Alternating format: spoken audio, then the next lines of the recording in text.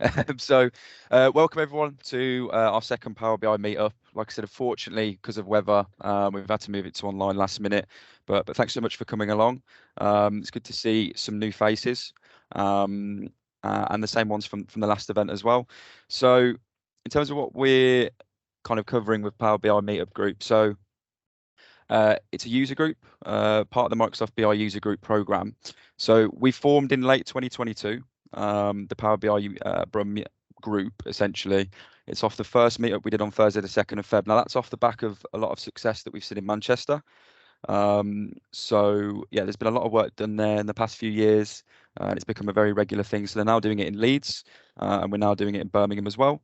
We will be doing it monthly, and it will be based in Birmingham. Obviously, this is hopefully a one-off circumstance, but we are going to have a number of different venues. So we will do our office probably on the next one, but that's still to be confirmed. We've been reaching out to a few clients as well who might be interested in potentially hosting some events as well, but they will be central Birmingham, so they're nice and accessible for everybody.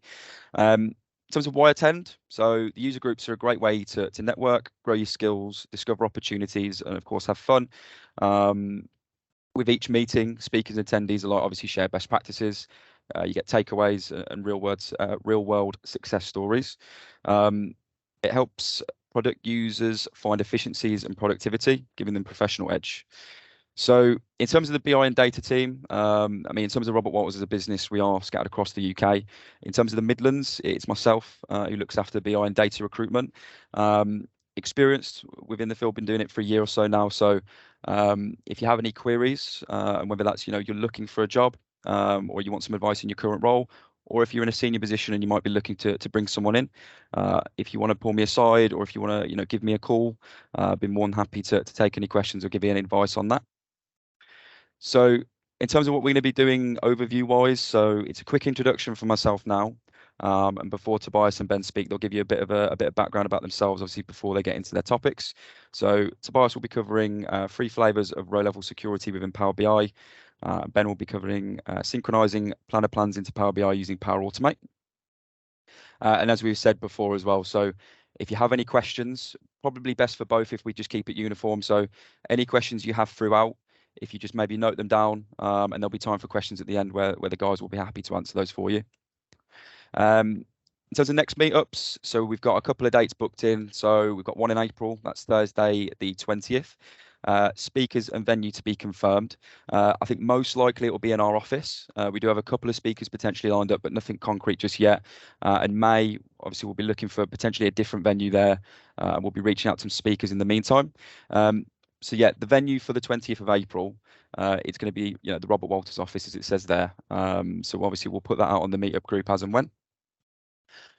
In terms of venues and speakers as well, so if anybody wants to get involved, if anybody knows the business they're at the moment have good space to use, and they want to get a bit of exposure or get involved in one of the events, please reach out to myself or Dawn, as we'll be more than happy to have those conversations. If you know anyone that's a speaker as well, please come forward, and we'd be more than happy to get something arranged. So as I said, thank you all so much for coming. So I'll hand you over to Tobias first of all. But yeah, thank you so much, guys. And like I said, any questions, please, for the end, we'll be happy to answer. So Tobias, I'll stop sharing my screen now and I'll hand over to you. So I'll stop sharing. Yeah, thanks very much. Good evening, everybody. Thank you for joining in spite of the weather. So yeah, just a bit about myself first. I've not got any slides. This will be a live demo session, but just to introduce myself first and foremost. So I'm an associate director with Mace, who are a construction company. We do a lot of construction work in London, but that's not the area of the business that I actually work in. We have a consultancy division as well, which is still construction focused. So still advising on construction projects and project management of those projects. And that is a global initiative. So we have projects all over the world. We're currently working with the Peruvian government on a reconstruction program out in Peru. Mace were the construction company behind the 2012 Olympics, behind the Shard, behind the London Eye.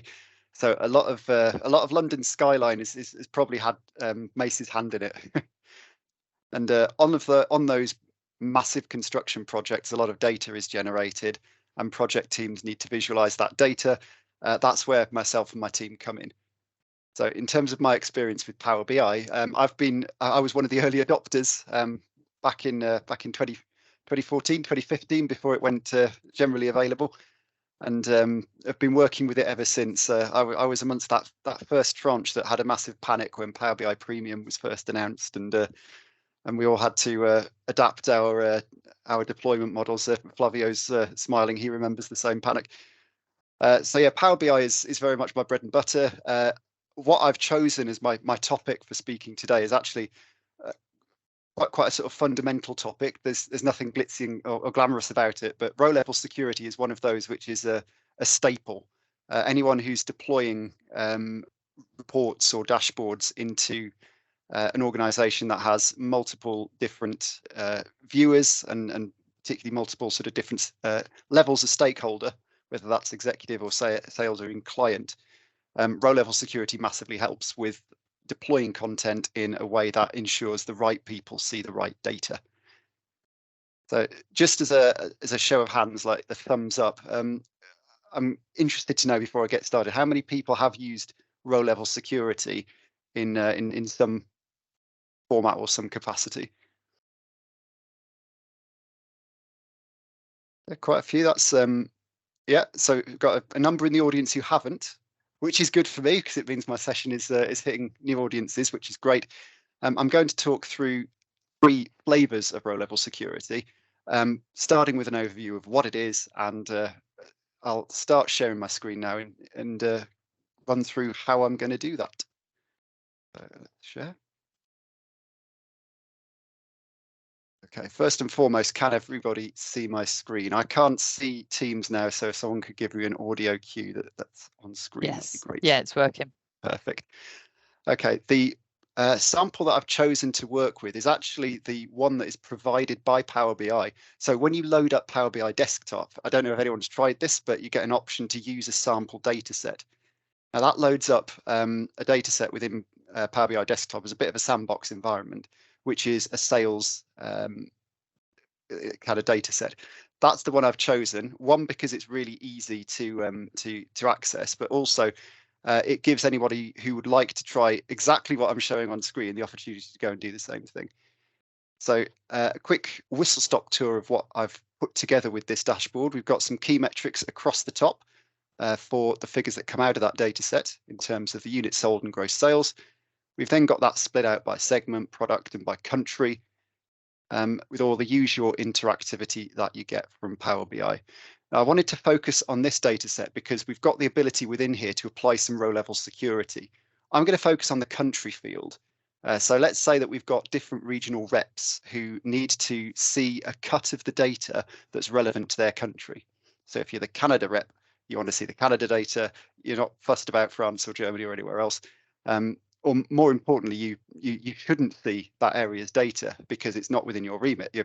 The whole point of row level security is ensuring that the right people have access to the right data. What it enables you to do is to publish a single report to a large audience, but tailor what people see on that report. So depending on what role they've been assigned, they will see a different cut of the data and won't be able to access the data that they shouldn't. So it is a good way of adding security into your report and ensuring that the viewership of that information is only the people that need to see it. Okay, so how do we go about this? I'm going to switch over into Power BI Desktop now to introduce. So we've got the same interface here. Row level security has recently undergone an update, actually. Microsoft very helpfully, as I was planning this session, changed the way that you author row level security, which was really helpful. But it's not too much of a departure from the old method. So even if you have used row level security in the past, this might be a good primer on how to set it up under the new system. So all of your row level security settings are set under the modeling tab. If I click on modeling, you've got the ability here to set and manage your security roles. And what that looks like in principle, if I go into the data view, what we're going to be doing here is picking a column within this data that we're going to apply some row level filters to. So like I said, we're going to focus on country, and I'm going to apply some roles that enable only the reps from that country to see that country's data. They won't see anything else in the dashboard. So how to set that up? First of all, you click on Manage Roles, and you're presented with this interface, which if you've not used row level security in the last month, will look slightly different from what you're used to. So you have the ability to create roles. So if I go and click New, and I'm going to call this one Canada. So we'll look at Canada's data. This is going to be our role for our sort of Canada sales rep, if you like. So I'll give it a name, nice and descriptive. And then I need to actually define what the filter is going to be on the data. The filter in this case is in this financials table. I click on financials. I then get the option to add a new rule. So this is going to define the rules that apply to the Canada role. I click add.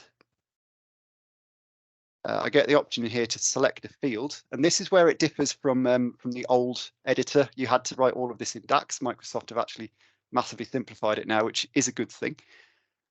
So I want to apply my filter on country. So where country equals Canada, that's the only rule that I'm going to apply to this role. So if I go ahead and click save, that has now created a new row level security role that I can apply to this report. Now, what that looks like in principle, you actually have the ability to test this within Power BI Desktop. So this is the standard view that you get of the report in its unfiltered form. If I now click View As and select my role for Canada, I get a preview of the experience that someone assigned to that role will get. So if I click OK, you can see that it's filtered the data down. So anyone with the Canada role would only see this information. So you see that the most obvious change here is in the country chart, we've only got access to that one country, which is Canada. Now, one thing that's really important to know about row level security, a bit of a sort of a 101, is that whenever you create a role, any role in Power BI Desktop, it applies that rigorous security layer to the report. So only people assigned to that role will be able to see data in the report. What that means is that we can assign people to Canada and they can see Canada's data. If we don't assign someone to the Canada role, they don't see any data at all. They just see a blank dashboard. So when you want to sort of create a role that everyone, that can see all of the data, that can see all of the data in the dashboard, you always have to create an admin level role or god level role that can see everything. So every time you create any role in row level security, you always have to create a role that allows people to see everything, because you've got to assign people either to a limited role or an admin role. So I'm going to create a new role called admin. And I'm not going to actually set any rules on that because there are no filters. You know, you see all of the data. And just to demonstrate that, if I now view as admin, there's no change to my data. I see everything, and that's what I want. So anyone who's at that high level who needs to see everything in the report, they would be assigned to that admin level or executive level view, whatever you want to call it. It's not actually presented to the end user. They don't know the name of the group that they're in. So it's more for the developer who's managing the report. Now you can also combine rules. If I come into manage roles again, actually I'm just going to look at the front end. We've got, this is grouped broadly by Europe and North America. So we've got Canada, US and Mexico, and then we've got France and Germany. So if I had a European sales rep, for example, who needed to see all of the European data, they'd need to see both France and Germany. The easiest way of doing that is if I create another role. I can now call this Europe. And again, select my financials table. I'm going to add in where the country is France And I'm going to add another one where country is Germany. Now, before I click save, there's an important box up here which I haven't spoken about yet, which is defining whether this is an and statement or an or statement. At the moment, it's saying show the data to this Europe role when all of these rules are true. Now, this could never be true. You could never have both France and Germany on a single row of information. So I'm going to set this to any. So now it will trigger when either condition is met. If I click save. Again, so view as to test it. If I select Europe, I'm now viewing France and Germany's information. Okay. Now, row level security is set up in Power BI Desktop, and you can test it in here, but obviously then when you publish it up to the Power BI service, you've got to have a way of assigning users to those roles. That's all managed in the service, and that's what I'm going to show you now. I can see there's a potential question that's popped up in chat, but I will come to that at the end. So I'm going to publish this to my workspace. Yeah, it's going to prompt me to save.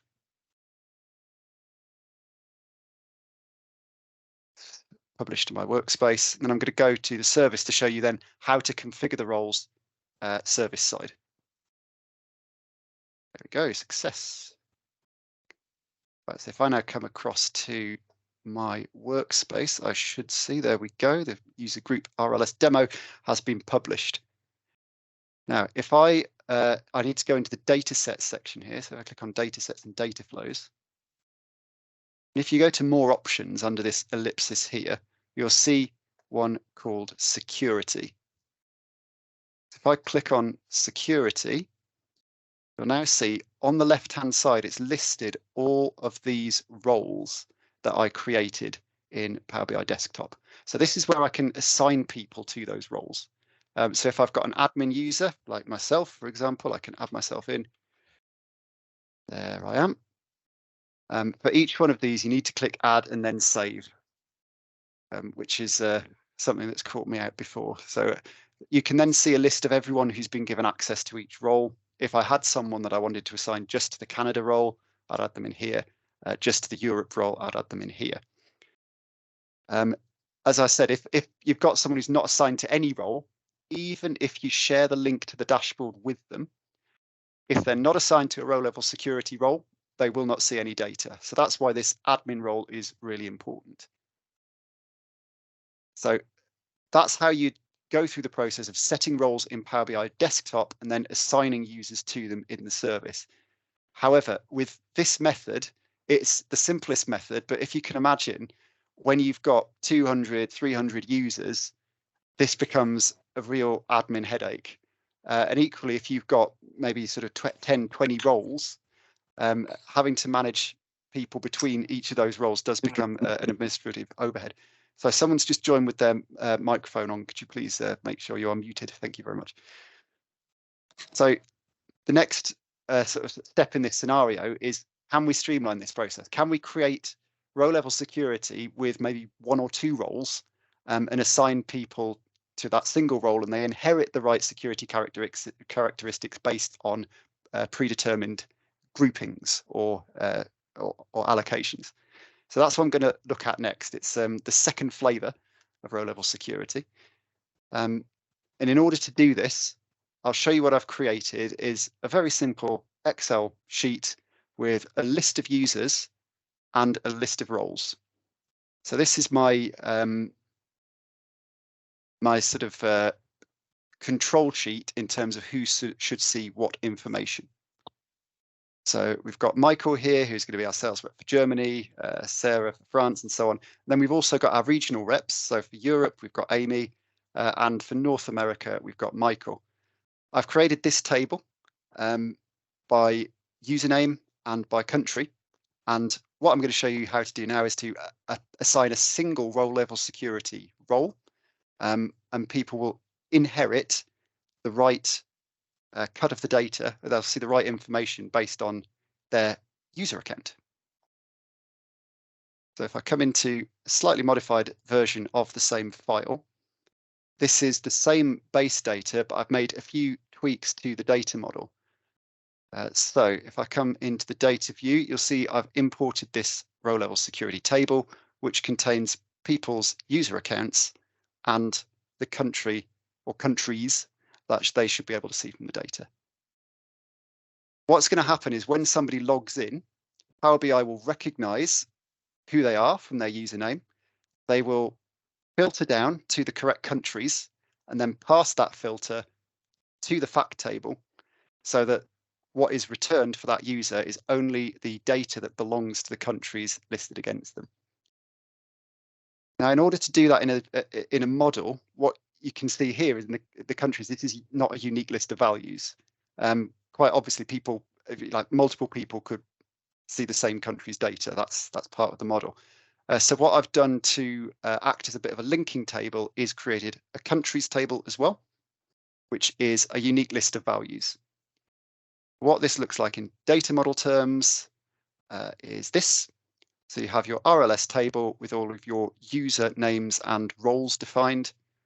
That is passing those filters to a country, which interprets that into a unique list of values, and it can then pass that set of filters through to the fact table.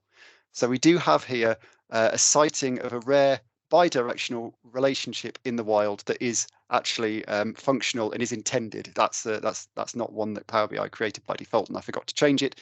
The filter has got to be passed from the many side to the one side in order to filter that fact table. So how am I going to do this?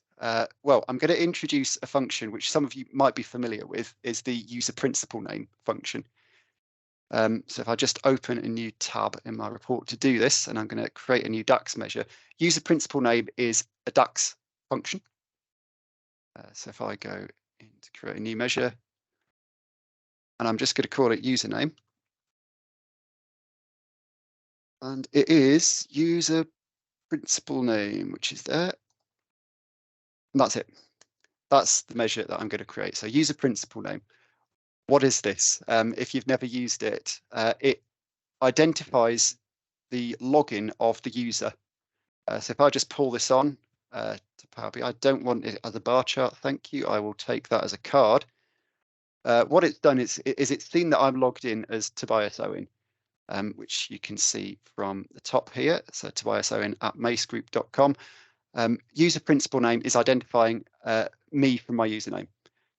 So what I can do is I can use this in conjunction with my RLS table so that when somebody logs in, Power BI knows it's them. It checks their username against our RLS table, filters the data accordingly, and passes that filter to the fact table. So let me show you how to set that up. If I come back to page 1 and come into modeling, manage roles.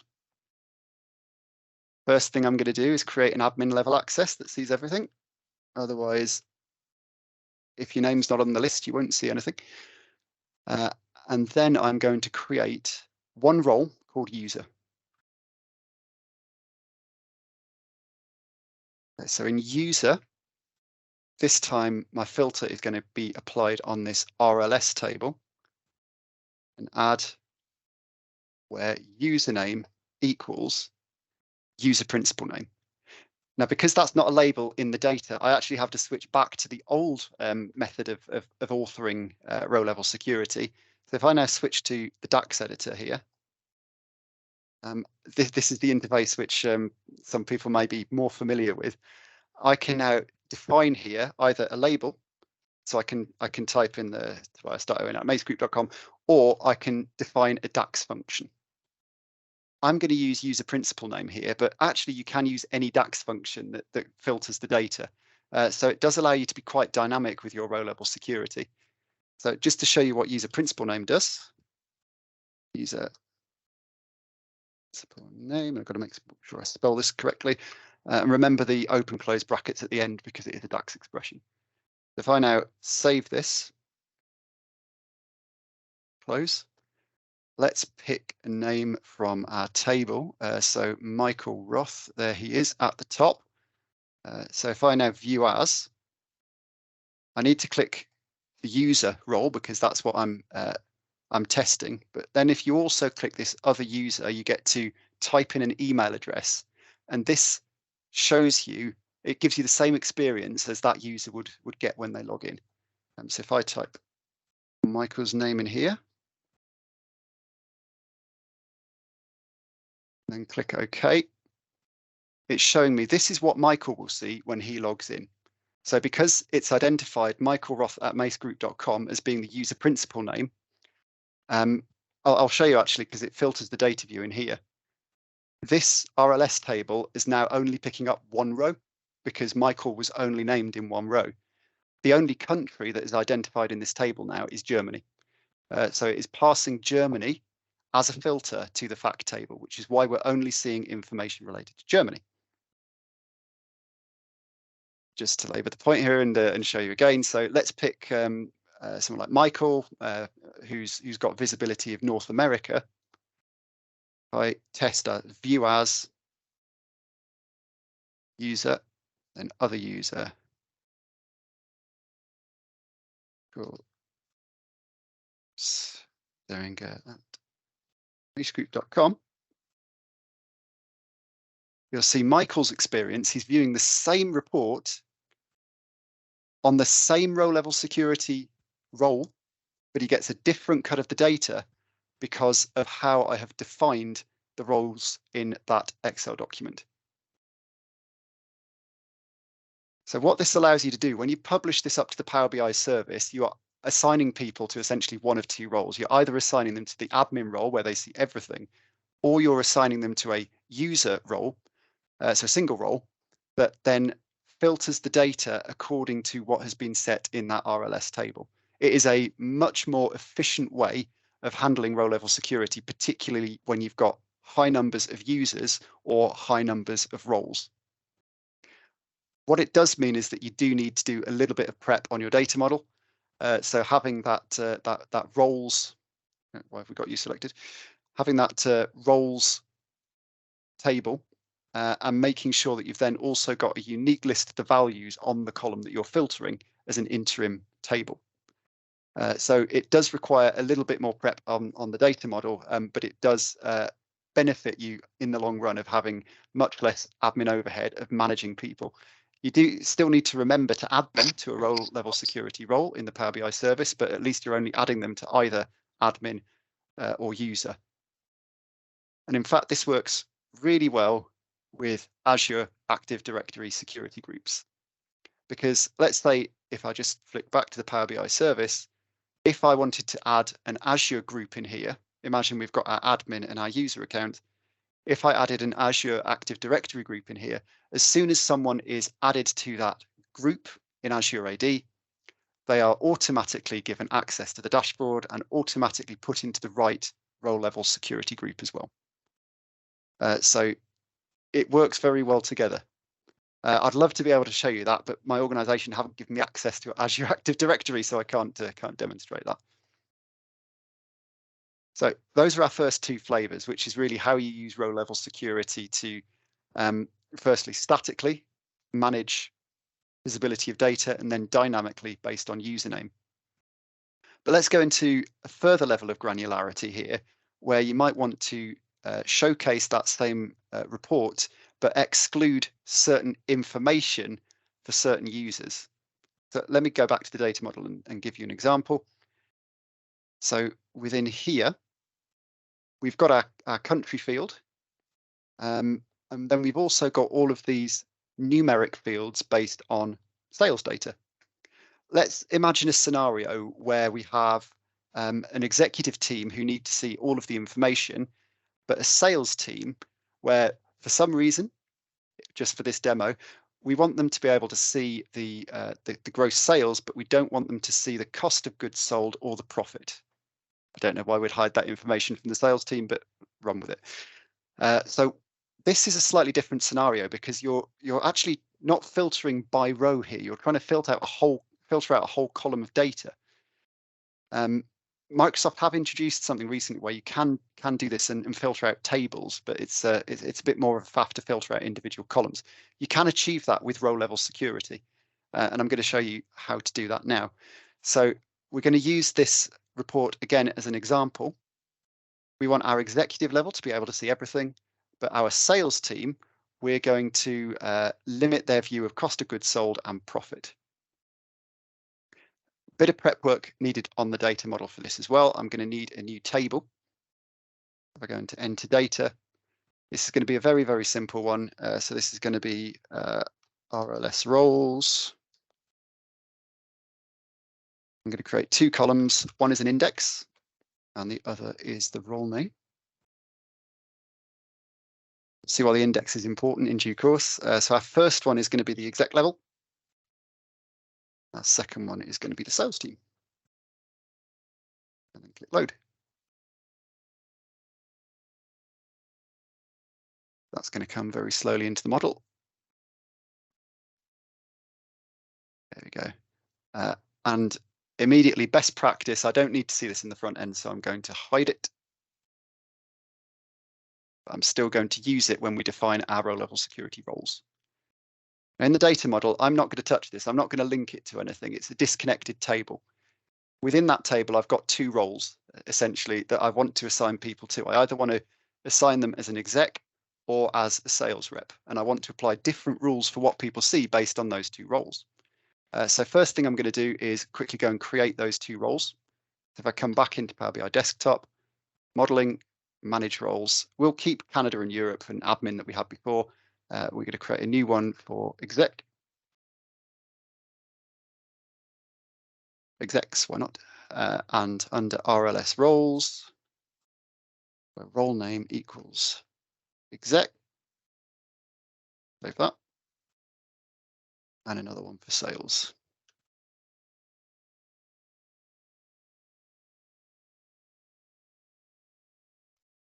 Where role name equals sales. Okay. Right now, this does nothing apart from filtering the table. So if we view as sales, no change to the front end at this point, but this table, we're now seeing we only see one row. And this is a good way that you can control access using row level security, because someone assigned to the sales role will only ever be index 2. Someone assigned to the exec role will only ever be index 1. And we can use that to control what cut of the data those individuals see. And to do that, we'd use a switch statement.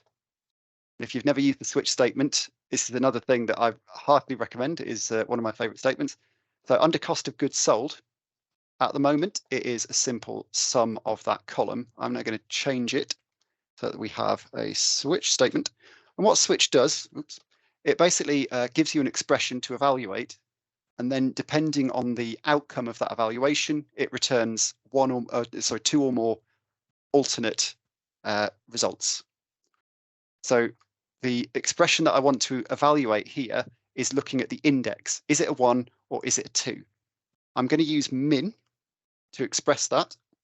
So the min of the index, and I'll come back to why I'm using min in a moment. That's the expression. Now, the outcome that I want to program in here, the first one would be 1, because if you're an exec, you are index 1. And at that point, I do want you to see the cost of goods sold. The sum of cost of goods sold. If you're not an exec, if you're on the sales team, you're going to be a 2, and I don't want you to see anything. So I'm just going to enter a dash like that. Okay, so having set that up, there's going to be no change to the report initially, because what I've done is I've defined the min of this index. At the moment, in its unfiltered state, we are actually viewing both roles. So we're viewing 1 and 2. The min is 1. That's executive level. So that's really important. If you are working in Power BI Desktop and you want to see all of the data, or you want the admin level to see all of the data, then they have to be essentially exec level. So when you're viewing all of the rows in that table, whether you've got 2 or 3 or 4 or 5 roles, exec is always the top one. That's the unfiltered role. And then using min ensures that an unfiltered view of the data always sees everything.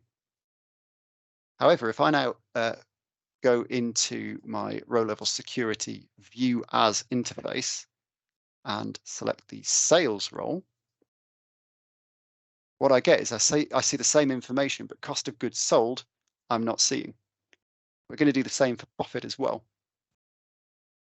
If I come into profit, the profit is going to be a switch statement. And now I can sort of talk through more what I'm doing here. So the expression that we're evaluating is look at the index table and find the lowest value that's there. Now, obviously, if you're assigned to the sales role, the lowest value is going to be 2. I find mean index. If it returns a 1, then I want to sum the profit. And if it returns a 2, I'm going to show a blank again and deny my sales team the chance to see their profit. Okay, so having set this up, just a reminder of what we've got is we've got our 2 security roles, which are set on that disconnected table, but we're using the slicer index on that disconnected table to manipulate what information people see based on their role. So if I view as the execs level, no change. I see everything. That's what we want. That's good. If I now view as sales team, I don't see cost of goods sold and I don't see profit. And in fact, this chart down here, which the size of the bubble is defined by the profit, has also changed. If I hover over now, I don't even see the option for profit. It's gone. It's not there. Yes, if I stop viewing and just come back, there we go. We got profit. So again, it allows you to tailor the information that people see based on that role. It's not quite the same as row level security in the fact that we're still seeing the full set of information, so all countries, all products and everything, but we are excluding certain information based on rules that we've coded in DAX. The final role that I wanted to create here is combining the 2. So let's say that we now want our European sales rep to see the data. We want to combine rules from 2 tables here, from the financials table to say, I only want to see Europe, and the sales table to say, I'm a sales rep, I don't need to see, or shouldn't see cost of goods sold and profit. So final new role, this is going to be European sales. So I'm going to apply 2 filters to this one. So under financials, I'm going to add country is France. Country is Germany. And again, I'm just going to set that to an or statement rather than an and. And I'm also going to apply under RLS roles. I could say index equals 2. Or role name equals sales. They both produce the same result. I prefer the more semantic method, particularly if you're sort of working with another developer. So you can see on these select tables, we've actually got 2 filter icons to say it's drawing filters from 2 tables. So if I save this now, and I view as European sales, you can see I've got that combination of security roles. So I'm only viewing the data for France and Germany, and I'm also excluding information for cost of goods sold and profit. So using a combination of those methods, you can really tailor the information that different people see on a report, issuing the same link to a large audience, but controlling within that audience which pockets of users see which kind of information. I've found it really useful, particularly on large projects with lots of different stakeholders. So project managers only see their own projects, for example.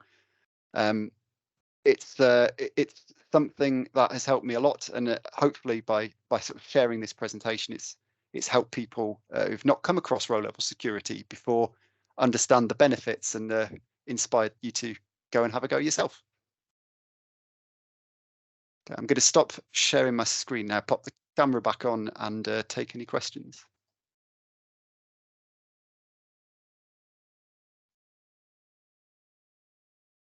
Thank you very much, Tobias. That was really good. Thanks for the presentation. Anyone have any questions at this point? I actually had one question for you, Tobias. As you were presenting the disconnected table, I was wondering Sure. if you would recommend any special measures in terms of restricting what people can then do with the data set once it's published. Because obviously there's features like analyzing in Excel and linking other reports to that data set where the data would be available. Would you then recommend any measures to avoid that data being exposed in an indirect way, so to speak? Yeah, so the first two methods that I went through filters the data as it loads to the report, and that carries downstream as well. So if you've got a filter on country, for example, if someone with a role, maybe assigned to Canada or France or wherever, then took that data into Excel to analyze, they would only see the data relevant to that country. So it inherits the security downstream, which is great. It's what you want. The third method that I showed is very much on the report layer only. It's front end. So the disconnected table allows devs to control who sees what information. But as a developer, obviously you see everything. So if you took that data then offline, you'd still be able to see the underlying data set. Yeah. So it does need to be combined, that third layer, with ensuring that you've only granted people read access to the report and not to the underlying data set. Yeah. So yeah, good question. Thanks. Can I ask a question? Of course. Well, first of all, great presentation. It's really helpful. Is it possible to, your disconnected table where you were blanking the exec values and things like that, is it possible to hide actual objects, like whether it be a graph or a tile? Can you switch complete elements off from part of your screen? Someone was always going to ask a question that I hadn't prepared for. Sorry. I don't believe so. I don't think that would be possible. I mean, what you can do is using that sort of switch statement, you can control what is displayed. So it might be that you actually just see a blank chart. I don't think you can dynamically control what's on the page through row level security. Although that is something that I'm now going to go and try. But certainly not in my experience. No, I've not been able to affect dynamic visibility of visuals. Yeah, the closest thing I've ever found, which is not a perfect answer to the question, is object level security, which is a slightly different thing to the one you've talked about, where you can hide complete columns. So if you think of row level security as hiding rows horizontally, object level security could hide columns vertically. But if you're using that on a chart, let's say a table, and you hide the column, then it will break. So that's not a perfect solution either if you hide the columns from the user. So yeah, I don't think I've ever seen that done either. Is there no cheeky way of like setting like a Z index or something and then increasing the width of the other one and giving one priority over the other? There's no sort of cheeky ways like that, or blanking it.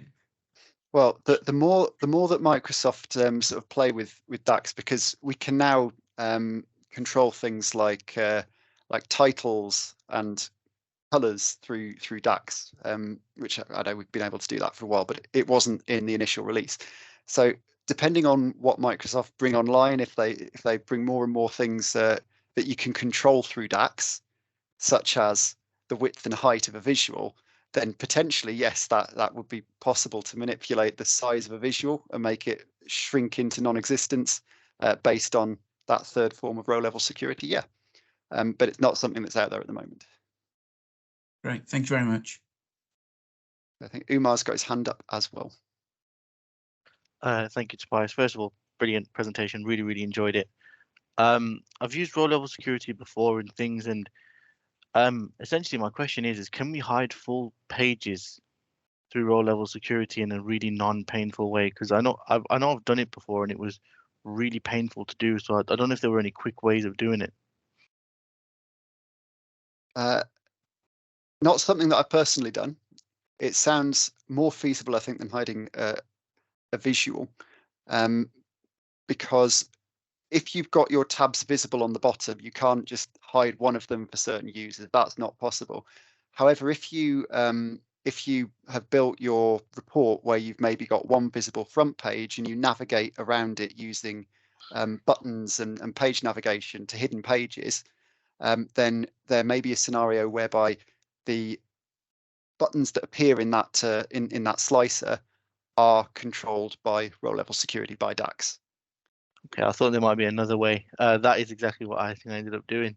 Yeah. Which is brilliant. Which means I did the right thing. But no, so there's no other like quick, easy ways. It's just got to be setting up a contents page and. No. So if you published a report where you've got all pages visible at all times, then it's not possible to hide one of those pages even through row level security. No. Okay. Alas.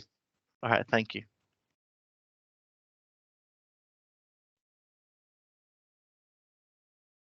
Right, guys, if anyone had any more questions or comments at all for Tobias? I guess not. Well, oh, no, we've got a hand. Just one, Rudy. Yeah. Hi there. Thanks for the presentation. It was very insightful. Just a bit of an off chance, actually. Have you had any experience with the preview feature of using direct query on data sets, and have you find navigating RLS if so? I've tried it myself, and it doesn't necessarily sort of filter down as you'd expect. I just wondered if you had any sort of your own experience on that at all yet. No, not with direct query. People are doing really well asking the questions that I can't answer tonight. Well done. But no, I've not used direct query much, unfortunately. Construction industry, the data on the projects moves quite slow. You know, we're lucky if we see it once a month, let alone streaming data. So, no, not something that I've experienced. Thank you. No problem. Thanks, Rudy. Anybody else? There has been a question in the chat. Is there? Yeah. So, will there ever be a time when the DAX function user principal name will take an argument? I'm going to need you to expand on that if you can, please.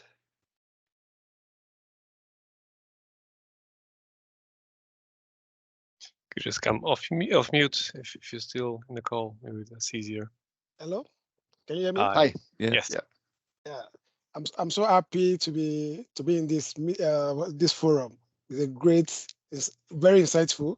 I was happy when I saw the function user principal name. I've never come across it before. I was shocked.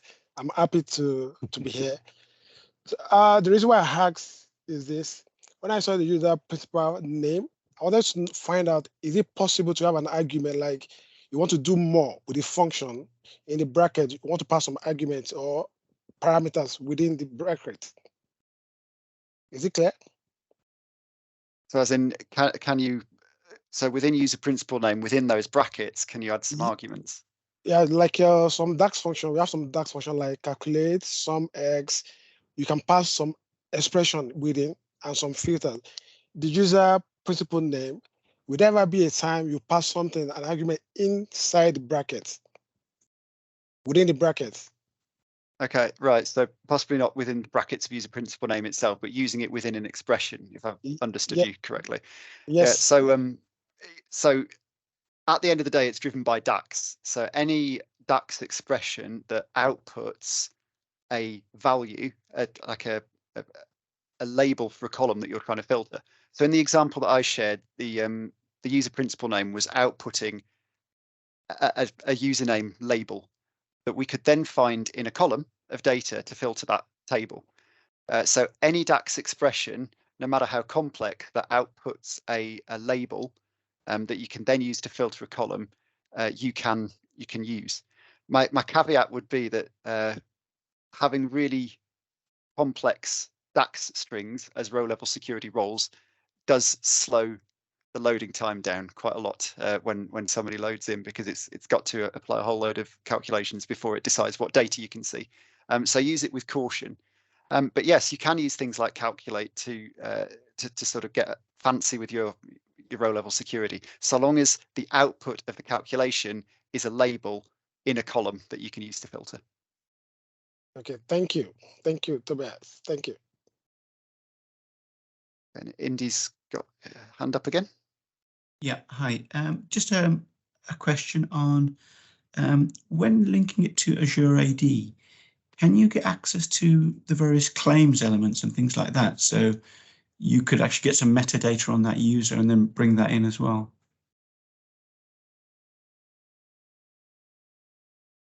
I'm not sure I fully understand the question, but Ben's shaking his head.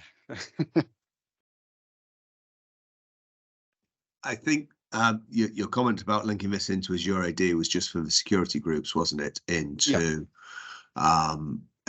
the role, and literally that's all you can do is you enter a security group in there, as Tobias said. So there's no way that it will go and find, you know, some sort of metadata about a user, which you could then query to determine X, Y, or Z. That's kind of out of scope of certainly row level security and anything I've really done in Power BI.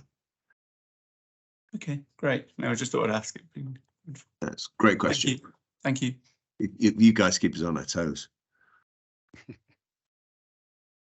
Thanks, Andy. I think might have time for a couple more questions if anyone else has a question.